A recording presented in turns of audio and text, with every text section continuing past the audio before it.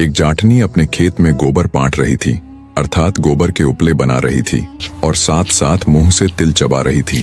तभी वहां से राजा का बिगड़ा हुआ नौजवान लड़का गुजरा।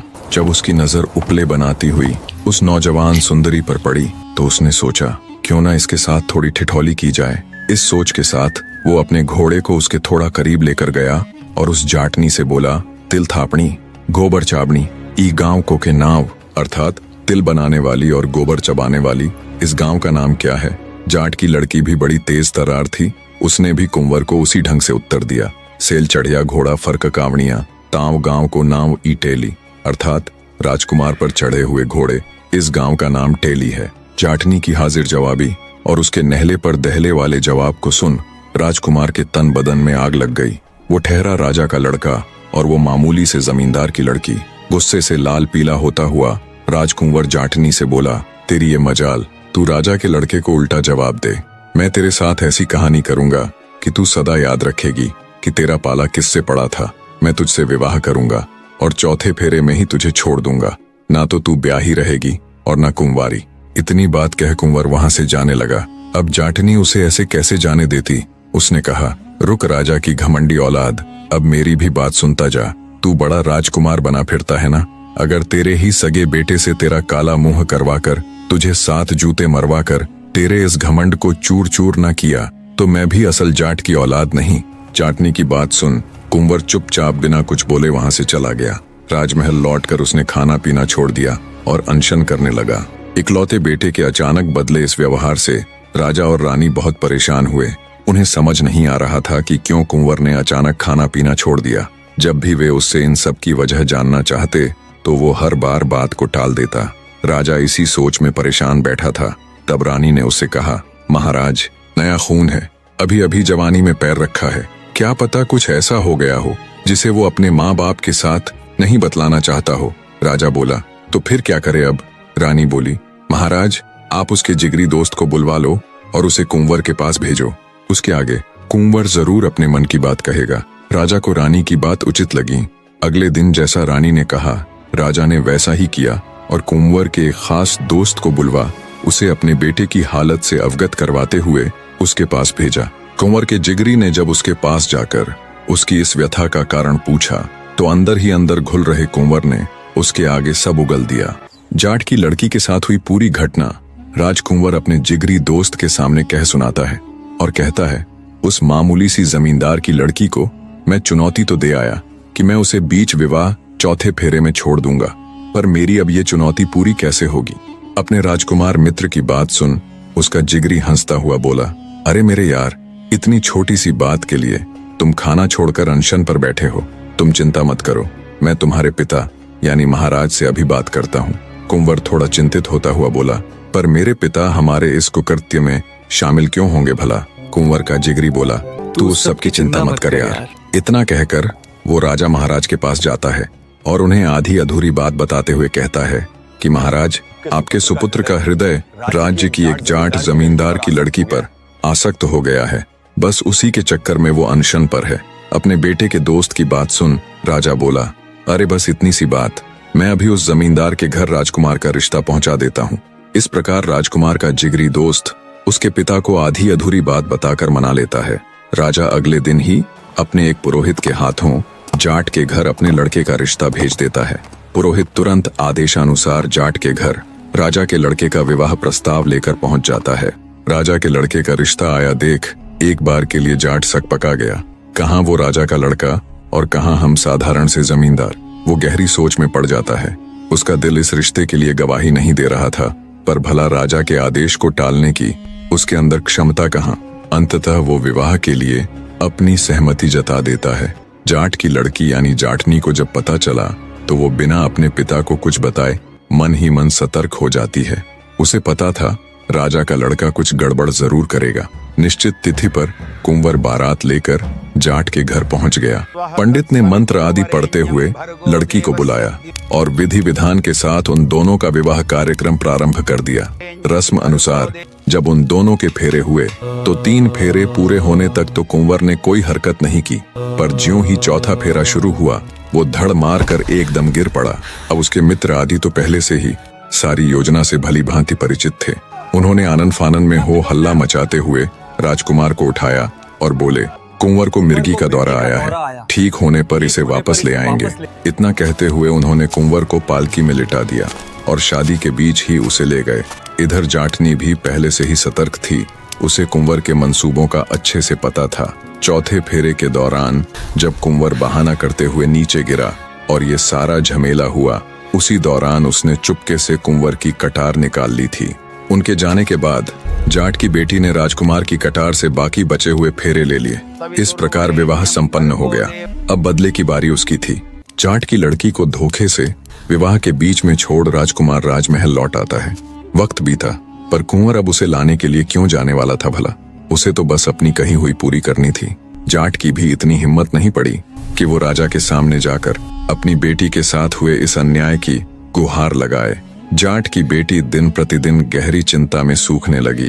अंदर ही अंदर उसे ये बात कचोटती रहती कि राजा का लड़का तो उसे बीच विवाह छोड़कर अपनी कही बात पूरी कर गया। अब वो अपनी बात को कैसे पूरा करेगी? आखिरकार जाटनी ने भी एक योजना बनाई। अपनी योजना को अंजाम देने के लिए वो अपने पिता के पास जाती है और उनसे कहती है, पिताजी, कुछ दिन से मेरा मन उखड़ा उखड़ा सा रहता है। अगर आप इजाजत दें तो मैं मानसिक शांति के लिए तीर्थ जाना चाहती हूँ। जाट ने भी सोचा, ठीक है, तीर्थ आदि घूमने से उसकी बेटी अपने साथ हुए उस हादसे को भूल जाएगी। उसने खुशी खुशी अपनी बेटी को तीर्थ जाने की इजाजत दे दी और जाते हुए उसे राह खर्च के लिए बहुत सारा धन आदि भी दे दिया। जाट की बेटी तीर्थ के लिए घर से निकल पड़ती है, पर उसे कौन सा सच में तीर्थ जाना था? उसे तो राजा के लड़के से बदला लेना था। अंततः वो अपनी बनाई योजना अनुसार उसी नगर में जाकर रहने लगी जहां का राजा उस राजकुमार का पिता था। अपने पिता के दिए धन आदि से जाटनी ने नगर के अंदर एक ठीक ठाक घर ले लिया और वो अपना रूप बदलकर गुजरी का रूप धारण कर राजा की नगरी में रहने लगी और कुछ बढ़िया नस्ल की गाय ले ली। योजना के तहत वो अपनी गायों को हरे चारे के साथ साथ बहुत से सूखे मेवे खिलाती। मेवे चराने से गाय का दूध अति उत्तम होता चला गया। गुजरी बनी जाटनी ने अपने गायों के उस प्योर दूध से दही जमानी शुरू कर दी और शाम के समय वो पूरी तरह बन ठन कर नगर के चौक में अपनी दही बेचने के लिए जाने लगी। जो कोई भी उस गुजरी से दही खरीदने आता और जब दही के दाम पूछता तो गुजरी दही का भाव 100 रुपये बताती। उस समय 100 रुपये बहुत अधिक होते थे। एक दिन राजकुमार का दोस्त जब चौराहे से गुजरा तो उसने भी गुजरी बनी जाटनी से दही का भाव पूछा। 100 रुपये बताने पर उसने सोचा, अवश्य ही कोई खास प्रकार की दही होगी, इसलिए इसका मूल्य इतना अधिक है। उसने गुजरी से वो दही खरीद ली और राजमहल जाकर वो दही उसने राजकुमार को दे दी। राजकुमार ने जब दही का स्वाद चखा तो उसकी तबीयत फड़क उठी। एक राजकुमार होते हुए भी उसने ऐसी स्वादिष्ट दही कभी नहीं खाई थी।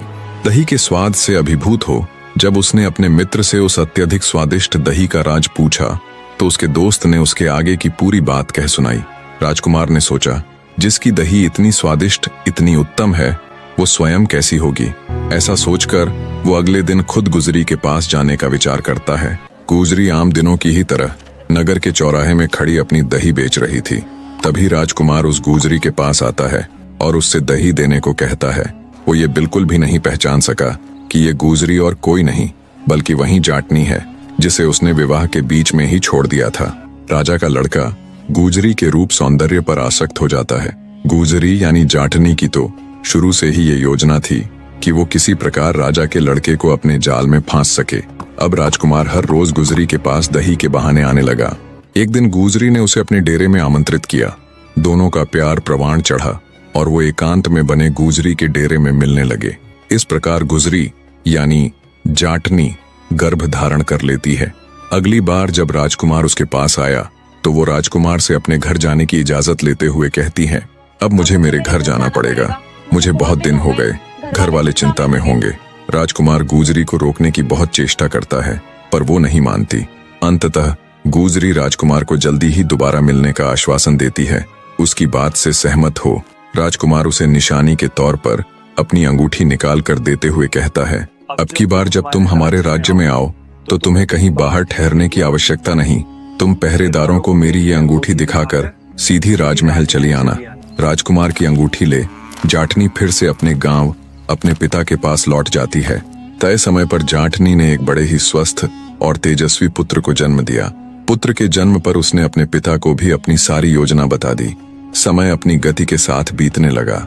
जाटनी अपने पुत्र का खान पान का विशेष ध्यान देती, जिससे वो दिन दूनी और रात चौगुनी गति से बढ़ने लगा। जाटनी से पैदा हुआ वो तेजस्वी लड़का अपनी उम्र के सभी लड़कों से होशियार और बलवान था। खेल खेल में वो अपने साथ खेलने वाले दूसरे लड़कों को पीट दिया करता था। ऐसे ही एक दिन जब वो खेल रहा था तो उसने एक ब्राह्मण के लड़के को घोड़ा बनाया और खुद उस पर सवार हो गया। घोड़े बने उस लड़के को जाटनी के लड़के ने बुरी तरह से पीट दिया। रोते चिल्लाते ब्राह्मण का लड़का जब अपने घर जाकर अपनी माँ को सारा माजरा बताता है तो उसकी माँ जल भुन उठती है। अत्यंत क्रोधित होते हुए वो जाट के घर जाती है और जाटनी पर बिफर पड़ती है। छिनाल कहीं की, ना जाने किसका लड़का लाई है। गांव के सभी लड़कों की नाक में दम किया हुआ है। मन आया उसको पीट दिया, मन आया उसे मार दिया। हरामी कहीं का। गुस्से से भरी ब्रह्माणी जब ये बातें जाटनी को कह रही थी, तब जाटनी का बेटा भी सारी बातें सुन लेता है। उसके तन बदन में आग लग जाती है। ब्रह्माणी के जाने के बाद वो गुस्से से लाल पीला होता हुआ अपनी माँ के पास गया और बोला, या तो मुझे मेरे पिता का नाम बता, अन्यथा मैं तुझे मार डालूंगा। मैं भूल जाऊंगा कि तुम मेरी माँ हो। अपने बेटे के मुख से ये बात सुन उसकी माँ की आंखें स्वतः ही नम हो जाती हैं। वो कहती है, मैं तुझे तेरे पिता का नाम अवश्य बतला दूंगी, पर मेरी एक शर्त है कि तू अपने बाप का काला मुंह करके उसे 7 जूते मारेगा। अपनी माँ की बात सुन लड़का हैरान होते हुए बोला, पर क्यों? तब जाटनी अपने बेटे के आगे पूरी बात खोल देती है कि कैसे घमंड में चूर उसके राजकुमार पिता ने अपनी बात पूरी करने के लिए उसे धोखे से बीच विवाह ही छोड़ दिया था, और कैसे तब वो उसके पिता का घमंड तोड़ने के लिए गुजरी का वेश धारण कर उससे फिर से मिली। माँ की पूरी बात सुन लड़का सन्न रह गया। मुझे माफ कर देना माँ, मैंने उस ब्राह्मणी की बात सुन आपको गलत समझा। मैं आपसे वादा करता हूँ कि मैं आपके कहे वचनों को झूठा नहीं होने दूंगा। मैं अपने उस अहंकारी पिता का मुंह काला करके उसे 7 नहीं बल्कि 14 जूते मारूंगा, 7 आपके नाम के और 7 मेरे नाम के। अपनी माँ से ये वायदा कर जाटनी का बेटा अपने पिता के नगर की तरफ चल पड़ता है। दूसरी तरफ राजकुमार ने अपने पिता के निधन उपरांत राजकाज खुद संभाल लिया था। अब वो राजकुमार नहीं बल्कि संपूर्ण राज्य का राजा था। जाटनी का लड़का जब अपने पिता के नगर में पहुंचा तो उसे भी पता चल गया कि उसका पिता ही अब वहां का राजा है। लड़के ने अपने मन में दृढ़ निश्चय किया कि बेशक उसका पिता राजा हो, पर वो अपना वादा पूरा कर उसे सबक जरूर सिखाएगा। पूरे नगर को अच्छे से घूम फिर कर देखने के बाद जाटनी का लड़का नगर की एक बूढ़ी मालिन के घर ठहर जाता है। मालिन ने पहले तो उसे टरकाना चाहा, पर जब लड़के ने उसे एक सोने का टका दिया तो उसने खुशी खुशी उसे अपने यहाँ ठहरा लिया। रात को जाटनी के लड़के ने पूरे नगर में इश्तिहार चिपका दिए कि 1.5 छेल की नगरी में 2.5 छेल आयो है, ठगाए गो ठगावे गो कोनी। कहानी को बीच में रोककर आपको जाटनी के लड़के के इश्तिहार का मतलब अच्छे से बताता चलूं। दरअसल पुराने समय में 1.5 छेल शब्द का प्रयोग बहुत ही चालाक लोगों के लिए किया जाता था, और 2.5 छेल यानी चालाकों का भी चालाक। तो जाटनी के लड़के ने खुले शब्दों में पूरे नगर को चुनौती दी कि इस शहर के सारे लोग मिलकर भी सिर्फ 1.5 चालाक हैं, और अब उनमें 2.5 चालाक यानी मैं आ गया हूँ। अब कोई उसे ठग नहीं सकता, क्योंकि जो खुद ठगता है उसे ही ठगने वाला कोई नहीं होता। राजा के कानों तक जब ये खुली चुनौती पहुंची तो उसके अहम को बड़ी ठेस पहुंची। तमतमाते हुए राजा ने घोषणा की कि जो कोई भी इस 2.5 छेल को पकड़ेगा वो उसे बहुत बड़े इनाम से नवाजेंगे। राजा की घोषणा नगर में फैली तो मीणा जाति के लोगों ने 2.5 छेल को पकड़ने का बीड़ा उठाया। पुराने समय में मीणा जाति एक बहादुर और योद्धा जाति मानी जाती थी। मीणा जाति के लोग राजा के समक्ष उपस्थित हुए और बड़े आत्मविश्वास के साथ बोले, हम उस दुष्ट 2.5 छेल को पकड़ कर दिखाएंगे। राजा ने खुशी खुशी उन्हें शुभ कामनाएं दी। दूसरी तरफ 2.5 छेल यानी जाटनी का लड़का उस बूढ़ी मालिन से पूछता है, बुढ़िया माई, आज नगर में ये हो हल्ला कैसा है? तब बूढ़ी मालिन बोली, अरे बेटा क्या बताऊं, नगर में कोई 2.5 छेल आया है जिसे पकड़ने का जिम्मा आज मीणा जाति के लोगों ने उठाया है। बूढ़ी मालिन की बात सुन शातिर मुस्कान के साथ 2.5 छेल बोला, ओह तो ये बात है। जैसे ही रात्रि हुई मीणा लोग चौकसी के साथ नगर में निकल पड़ते हैं। दूसरी तरफ 2.5 छेल एक ज्योतिषी का रूप धारण कर मीनों के घर पहुंच जाता है और उनकी स्त्रियों को इकट्ठा कर उनसे कहता है, आज रात तुम्हारे घर डाकू आने वाले हैं जिनके बदन पर सिर्फ कच्छा होगा और वे गंजे होंगे। इसलिए तुम पहले ही ईंट और पत्थर इकट्ठे कर तैयार रहना। जब वे खुद को घर मालिक बताते हुए अंदर घुसना चाहे तो उन पर ईंट पत्थर बरसा देना। इस तरह ज्योतिषी रूपी अढ़ाई छैल मीणाओं की स्त्रियों को बहला फुसलाकर वहां से चला जाता है। फिर वो एक नाई यानी बाल काटने वाले का रूप धारण कर एक तालाब के किनारे बैठ जाता है। घूमते घूमते जब मीणा लोग तालाब की तरफ आए तो उन्होंने उससे पूछा, कौन है रे तू और इस समय यहाँ क्या कर रहा है? तब नाई रूपी अढ़ाई छैल बोला, दरअसल आज रात अढ़ाई छैल अपनी हजामत यानी दाढ़ी बनवाने के लिए मेरे पास आने वाला है, बस उसी के इंतजार में बैठा हूँ। नाई की बात सुन मीणा लोगों की आंखें चमक उठी। अढ़ाई छैल आने वाला है। वे नाई से बोले, हम भी यहाँ छिपकर उसका इंतजार करेंगे। तब नाई बोला, नहीं नहीं, ऐसे तो वो तुम्हें पहचान लेगा। एक काम करता हूँ, तुम्हारे बाल काटकर तुम सबको गंजा कर देता हूँ, फिर तुम सब तालाब में घुस जाना और सिर्फ अपना सिर बाहर रखना। गंजे होने के कारण अढ़ाई छैल तुमको देख नहीं पाएगा।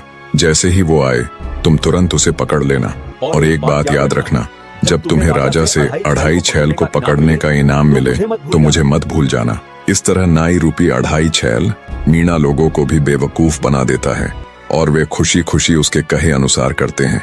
जब वे गंजे होकर पानी में उतरे तो अढ़ाई छैल उनके वस्त्रों को वहां से उठाकर चंपत हो जाता है और वे तालाब में उसका इंतजार कर रहे थे। जब अढ़ाई छैल के इंतजार में मीणा लोगों को तालाब के अंदर बैठे आधी रात से भी ज्यादा गुजर गई, तब उनकी बुद्धि ने काम किया कि हो ना हो वो हरामखोर नाई ही अढ़ाई छैल था जो हम सबको बेवकूफ बना गया। वे दुखी मन से तालाब से निकलते हैं। देखा तो उनके वस्त्र भी गायब हैं। बेचारे कच्चे कच्चे में ही घर की तरफ हो लिए। जैसे ही वो घर पहुंचे तो उनके स्वागत में पहले से ही तैयार उनकी स्त्रियां ईंट और पत्थरों से अपने पतियों का स्वागत करती हैं। वे चिल्लाते रहे कि वे उनके पति हैं, पर वे नहीं रुकी। जब सवेरा हुआ तो उन्होंने अपने पतियों को पहचाना और उन्हें घरों के अंदर लेकर गई। राजा को जब ये पूरा वाक्या मालूम हुआ तो वो खिसिया कर रह गया। उसने विचार किया कि हाँ, दम तो है इस अढ़ाई छैल में। जिन्होंने उसे पकड़ने का बीड़ा उठाया था उसने उल्टा उन्हें ही धूल चटा दी। अढ़ाई छैल की बुद्धि को देखते हुए राजा इनाम की रकम को दुगना कर देता है। दोगुने इनाम के चक्कर में नगर का कोतवाल राजा के सम्मुख पेश होता है और कहता है, महाराज मुझे भी मौका दीजिए, मैं उस कमीने अढ़ाई छैल को आपके कदमों में लाकर डाल दूंगा। राजा ने कोतवाल को भी शुभकामनाएं दी। जाठनी का लड़का यानी अढ़ाई छैल फिर से बातों बातों में बूढ़ी मालिन से पता कर लेता है कि आज नगर के कोतवाल ने उसे पकड़ने का बीड़ा उठाया है। उधर शाम होते ही कोतवाल गश्त के लिए निकल पड़ता है और इधर जाटनी का लड़का एक बूढ़ी स्त्री का रूप बना फटे पुराने कपड़े पहनकर नगर के चौक में बैठकर दाना दलने लग जाता है। कोतवाल वहां से गुजरा तो बूढ़ी स्त्री को देख बोला, क्यों री बुढ़िया, इस वक्त तू यहाँ क्या कर रही है? बुढ़िया बने अढ़ाई छैल ने हकलाते हुए बूढ़ी स्त्री की तरह ही जवाब दिया, क्या बताऊं हुजूर, अढ़ाई छैल आया था और अपने घोड़े के लिए दाने दलवाने का काम सौंप गया, बस उसी के काम में लगी हूँ, वो आता ही होगा। बूढ़ी की बात सुन नगर कोतवाल चहक उठा, बोला, तुम हटो यहाँ से बूढ़ी माई और अपने ये वस्त्र मुझे दे दो। इस प्रकार नगर कोतवाल बूढ़ी के वस्त्र पहन नगर चौक में दाने दलने लगा। बुढ़िया रूपी अढ़ाई छैल कोतवाल के कपड़े ले वहां से चंपत हो जाता है और कोतवाल पूरी रात नगर चौराहे में बैठा दाना दलता रहा। जब दिन निकलना शुरू हुआ तब आते जाते लोग कोतवाल के ऊपर हंसते कि ये आज कोतवाल को क्या हो गया जो इस भेष में नगर चौराहे पर बैठा दाना पीस रहा है। लोगों को खुद पर हंसते देख कोतवाल ने तुरंत वो सारा ताम झाम फेंक दिया और माथा पकड़कर बैठ गया। साला वो अढ़ाई छैल बुढ़िया का रूप बना मेरे साथ भी खेला कर गया। राजा को जब इस सारे घटनाक्रम का पता चला तो वो भी दांत पीस कर रह जाता है। जाटनी के लड़के ने राजा की नाक में दम किया हुआ था। जब मीणा जाति के लोगों ने उसे पकड़ना चाहा तो उसने उल्टा उन्हीं के सिर मूंडकर उनकी ही स्त्रियों द्वारा उन पर ईंट पत्थर बरसवा दिए। जब नगर के कोतवाल ने उसे पकड़ना चाहा तो उसने कोतवाल को भी सबक सिखाते हुए उससे बीच चौराहे में दाना दलवाया, जिससे वो लोगों के बीच मजाक का पात्र बनकर रह गया। इन घटनाओं के बाद पूरे नगर में अढ़ाई छैल का भय इस कद्र हो चुका था कि अब कोई भी नगर निवासी उसे पकड़ने के लिए आगे नहीं आ रहा था। लोगों को ये बात जच गई थी कि अगर अढ़ाई छैल को पकड़ने गए तो उल्टा हमें ही लेने के देने पड़ जाएंगे। राजा भी उससे अत्यंत परेशान था। अंततः राजा ने उसे पकड़ने वाले को आधा राज्य देने की घोषणा की। आधे राज्य के लालच में इस बार फौजदार हिम्मत करके आगे आया। बड़े ही विश्वास के साथ उसने राजा से कहा, होगा महाराज, वो 2.5 छैल, पर अब तक उसका पाला मुझसे नहीं पड़ा है। कल सुबह वो आपके कदमों में होगा। राजा ने बुझे हुए मन से फौजदार को भी शुभकामनाएं दी। इधर जाटनी के लड़के यानी 2.5 छैल ने बातों बातों में फिर से बूढ़ी मालिन के आगे वही बात छेड़ दी। क्यों री बूढ़ी माई, अब की बार किसने 2.5 छैल को पकड़ने का बीड़ा उठाया है? तब बूढ़ी मालिन दबी हुई आवाज में कहती है, बेटा अब की बार फौजदार ने उस 2.5 छैल को पकड़ने की ठानी है। क्यों री माई, कौन कौन है इस फौजदार के परिवार में? बुढ़िया बोली, बस 3 जन हैं, खुद फौजदार, उसकी पत्नी और उनकी बेटी, जिसे ब्याहे 12 साल बीत चुके हैं, पर उसका पति कभी उसे लेने के लिए नहीं लौटा। बड़े किस्मत के मारे हैं बेचारे। मालिन की बात सुन जाटनी का लड़का फौजदार को भी सबक सिखाने के लिए एक योजना बनाता है। वो चुपके से ज्योतिषी का रूप धारण कर फौजदार के घर के आसपास घूमने लगता है। कोई बुझा निकलवा लो, किसी का गया हुआ अपना कब लौटेगा भी कि नहीं, ज्योतिषी को सब खबर है। ये कहते हुए जब उसने 3-4 बार फौजदार के घर के आगे चक्कर लगाए तो फौजदार बाहर आया। उसने ज्योतिषी को अंदर बुला उसके आगे अपना दुखड़ा रोया। हे ज्योतिषी, मेरी बेटी की शादी को 12 वर्ष बीत चुके हैं, पर मेरा दामाद उसे लेने के लिए नहीं लौटा।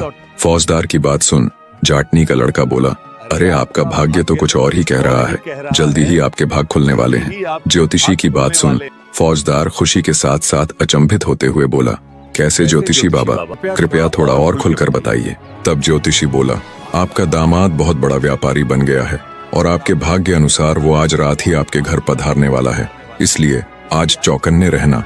फौजदार बड़ा खुश हुआ।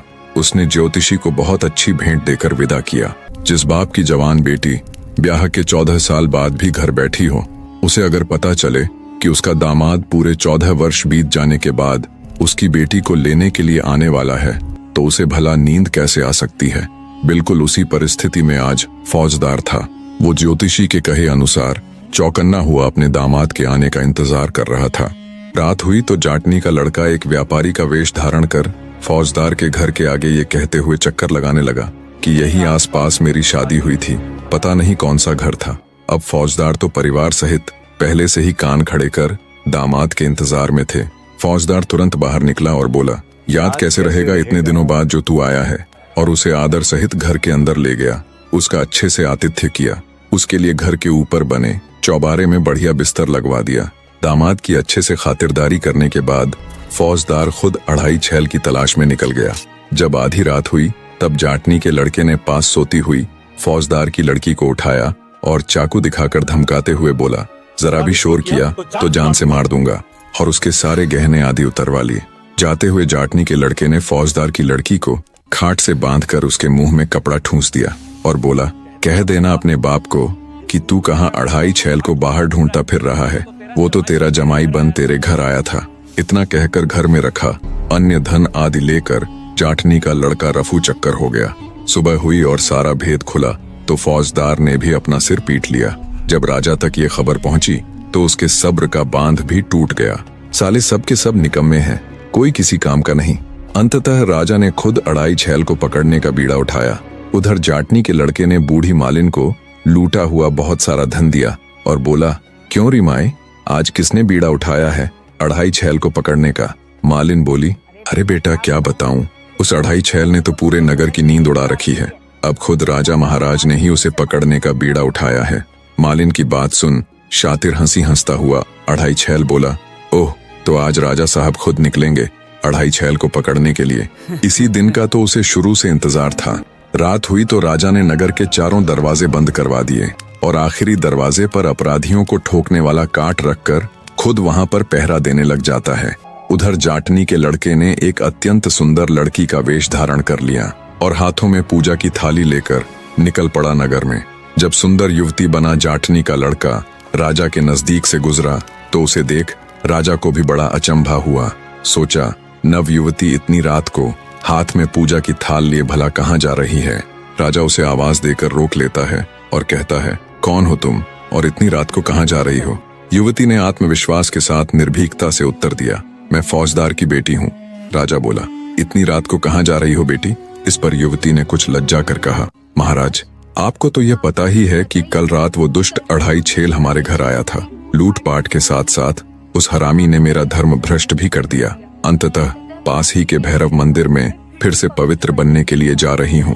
भैरव जी की कृपा से मेरा कलंक दूर हो जाएगा। इतना कह युवती रूपी जाटनी का लड़का वहां से चला गया। थोड़ी देर बाद जब वो वापस आया तो फिर से राजा के पास रुक गया और काठ की तरफ इशारा करते हुए उसने राजा से पूछा कि महाराज ये क्या चीज है। राजा बोला, बेटी ये काठ है, इसमें अपराधियों को पकड़कर कस दिया जाता है। आज उस दुष्ट अढ़ाई छेल को पकड़कर इसी के अंदर डालूंगा। राजा की बात सुन बड़े ही भोलेपन के साथ युवती बोली, महाराज ये भला कैसा यंत्र है? इससे पहले तो ऐसा कुछ मैंने कभी नहीं देखा। मैं भी तो देखूं कि इसमें अपराधी कैसे ठोका जाता है। युवती के इतना कहने पर राजा ने अपना एक पैर काठ में रखा और बोला कि देख, इस तरह एक पैर इस छेद में डाल दिया जाता है और दूसरा पैर 3 छेद छोड़कर चौथे छेद में, और फिर इस काठ को बंद करके ताला लगा दिया जाता है। युवती बोली, महाराज मैं देखना चाहती हूँ, कृपया आप एक बार मुझे भी इसमें बंद करके दिखाइए ना। युवती का भोलापन देख राजा बोला, बेटी मैं तुझे इस काठ में कैसे बंद कर सकता हूँ भला? तुम्हारे ये कोमल कोमल हाथ पैर छिल जाएंगे। अगर तुम्हें इसे देखने की इतनी ही अभिलाषा है तो लो मैं स्वयं इसके अंदर जाकर तुम्हें दिखलाता हूँ। इतना कहकर राजा ने अपने दोनों पांव और हाथ उस काठ के अंदर डाल दिए। युवती बना जाटनी का लड़का तो कब से इसी फिराक में था। उसने तुरंत उस काठ को बंद कर ताला जड़ दिया। राजा बोला, ये क्या कर रही हो बेटी? अब मुझे निकालो इसके बाहर, खोल दो इस ताले को। तब जाटनी का लड़का बोला, मैं तेरी कोई बेटी नहीं हूँ, मैं तो तेरा फूफा अढ़ाई छेल हूँ। ये सुन राजा की आंखें फटी की फटी रह जाती हैं। जाटनी के लड़के ने अपनी जेब से कालिख निकालकर राजा के मुंह पर मल दी और 7 जूते मारते हुए बोला, ये मेरी माँ के नाम के। और एक बार फिर से एक के बाद एक करके 7 जूते दोबारा राजा को जड़ दिए और बोला, ये मेरे नाम के। इस प्रकार अच्छे से अपना बदला लेने के बाद जाटनी का लड़का राजा को उसी हालत में छोड़ वहां से 9-2-11 हो गया। बेचारे राजा की बड़ी दुर्दशा हुई। सुबह हुई तो लोगों ने उन्हें काठ में से निकाला। अब तक राजा भी अढ़ाई छेल का कायल हो चुका था, पर एक बात राजा को अंदर ही अंदर खाए जा रही थी। वो सोच रहा था कि मैं तो उस लड़के को जानता तक नहीं, फिर उसने जूते मारते हुए ये क्यों कहा कि 7 मेरी माँ के नाम के और 7 मेरे नाम के। अगले दिन राजा ने पूरे नगर में घोषणा करवा दी कि अढ़ाई छेल के सभी गुनाह माफ हैं। वह दरबार में हाजिर हो। राजा साहब उसे भरपूर इनाम नवाजने के लिए बेकरार है। जाटनी के लड़के ने जब ये घोषणा सुनी तो वो दरबार में हाजिर हो गया। महाराज मैं ही हूँ वो अढ़ाई छेल। उसे देख राजा हैरान था। उसे उसके आने की बहुत कम उम्मीद थी। कुछ देर तक राजा खुले मुंह से विचारों की उधेड़-बुन में खोया हैरानी से उसे देखता रहा। फिर जब राजा ने उससे जूते मारने का कारण पूछा तो उसने शुरू से लेकर अब तक का सारा वृतांत राजा के सामने कह सुनाया। तब राजा बोला, उसे तो मैंने बीच विवाह ही छोड़ दिया था, फिर वो मेरी पत्नी और तुम मेरे बेटे कैसे हुए? जाटनी का लड़का बोला, महाराज जब आपने फेरों के बीच बेहोश होने का नाटक किया था उसी क्षण पहले से ही चौकन्नी मेरी माँ ने आपकी कटार निकाल ली थी। आपके जाने के बाद बस आपकी उस कटार के साथ ही उन्होंने बाकी बचे हुए फेरों को पूरा कर विवाह संपूर्ण किया। और रही मेरे पैदा होने की बात तो मेरे जन्म की कहानी आपकी ये अंगूठी बयां करेगी। राजा ने तुरंत अपनी उस अंगूठी को पहचान लिया जिसे उसने गुजरी को दिया था। राजा जाटनी को आदर सहित अपने राज्य में बुलवा लेता है और जाटनी वो उसके लड़के से अपने किए के लिए माफी मांगता है। राजा ने अढ़ाई छेल को अपना बेटा मान उसे युवराज घोषित कर दिया और जाटनी को अपनी पट रानी बना लिया। इस तरह जाटनी ने भी अपनी कही पूरी करके दिखाई। उन्होंने साथ साथ बड़े ही आनंद के साथ अपना जीवन व्यतीत किया। निष्कर्ष सुनने से पहले आप सबसे प्रार्थना है, चैनल को सब्सक्राइब करने के साथ साथ कहानी के ऊपर अपनी राय जरूर दीजिए। निष्कर्ष, यह कहानी उस अहंकारी व्यक्ति की गाथा है जो अपने ऊंचे पद और बाहरी दिखावे के मद में चूर रहता है। राजकुमार को लगा कि उसका राजसी वैभव उसे किसी को भी अपमानित करने का अधिकार देता है, परंतु वह यह भूल गया कि अहंकार वह जाल है जो स्वयं को ही फंसाता है। दूसरी ओर जाटनी वह मूर्तिमंत धैर्य और बुद्धिमत्ता थी जिसने अपने अपमान का तत्काल प्रतिशोध नहीं लिया।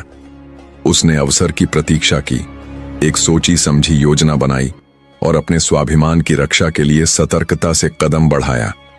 उसने सिद्ध किया कि वास्तविक शक्ति बाहरी साधनों में नहीं बल्कि आंतरिक साहस और विवेक में निहित होती है। यह कहानी हमें 4 गहरे सबक देती है। नंबर 1, अहंकार पतन का मार्ग है। जो व्यक्ति अपने पद और शक्ति के मद में दूसरों का अपमान करता है, उसका पतन निश्चित है। नंबर 2, धैर्य और बुद्धि अजेय हैं।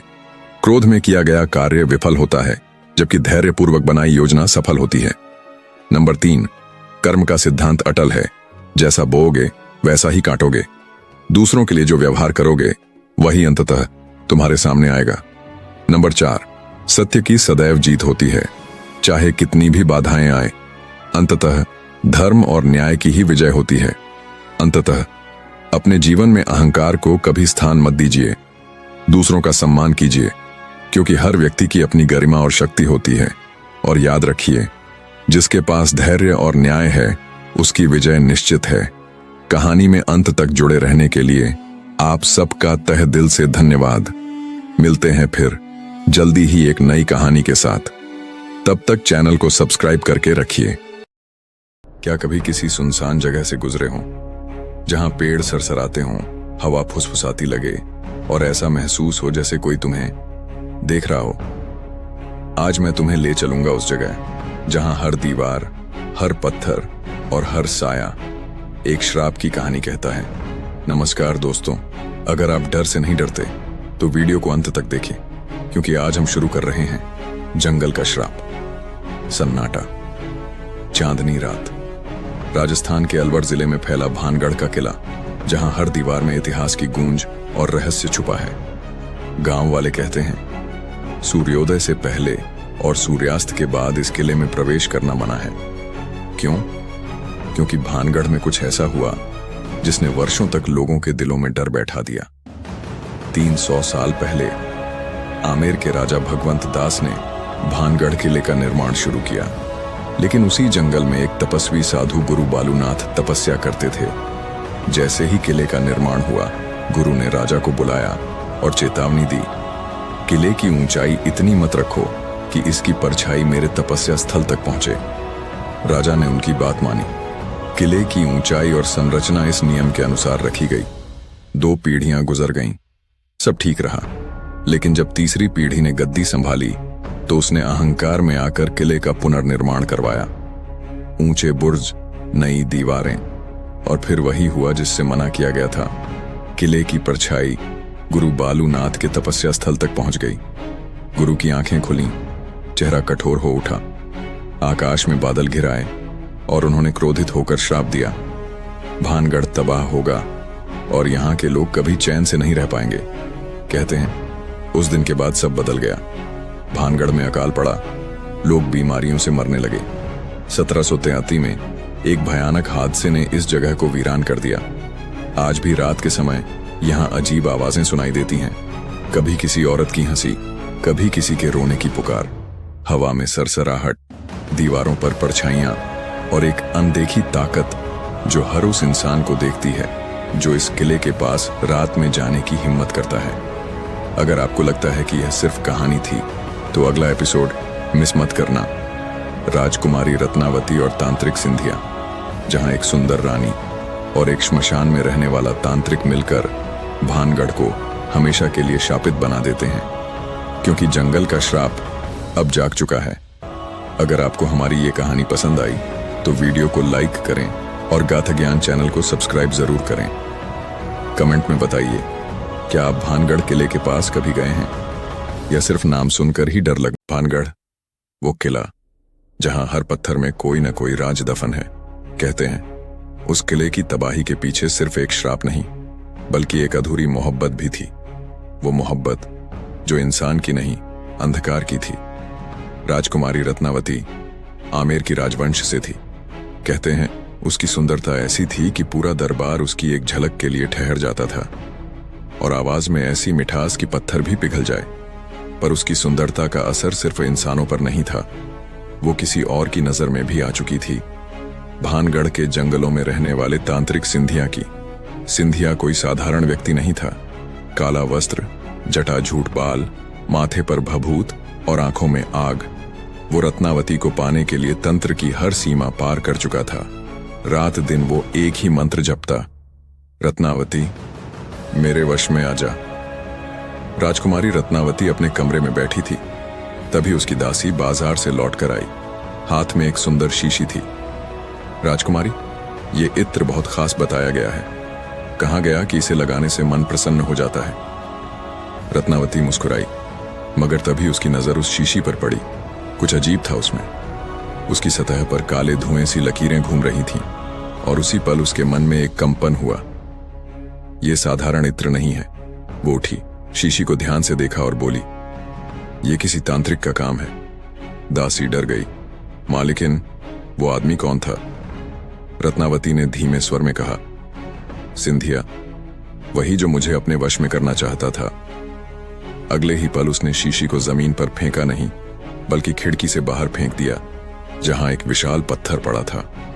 जैसे ही शीशी उस पत्थर से टकराई, एक धमाका हुआ काला धुआं आसमान में उठा और हवा में अजीब सी गंध फैल गई। पत्थर लुढ़कने लगा, जंगल की तरफ। उधर उसी वक्त सिंधिया तांत्रिक अपने तंत्र मंत्र में मग्न था। वो मुस्कुरा रहा था, अब रत्नावती मेरी होगी। पर तभी पत्थर उसकी ओर लुढ़का और देखते ही देखते उसके सामने आकर रुक गया। सिंधिया ने भयभीत होकर देखा। पत्थर पर वही काला धुआं नाच रहा था जो उसने इत्र में भरा था, और अचानक धुआं उसके ऊपर गिर पड़ा। उसकी आंखें लाल हो गईं, शरीर कांपने लगा और वो चीख उठा, नहीं नहीं रत्नावती, ये श्राप मुझ पर नहीं। लेकिन मरने से पहले सिंधिया ने अपने कांपते होठों से आखिरी शब्द बोले, भानगढ़ अब कभी नहीं बचेगा। ये धरती, ये किला, सब शापित होगा। राजकुमारी रत्नावती और उसके राज्य के लोग सभी मारे गए। किला उजड़ गया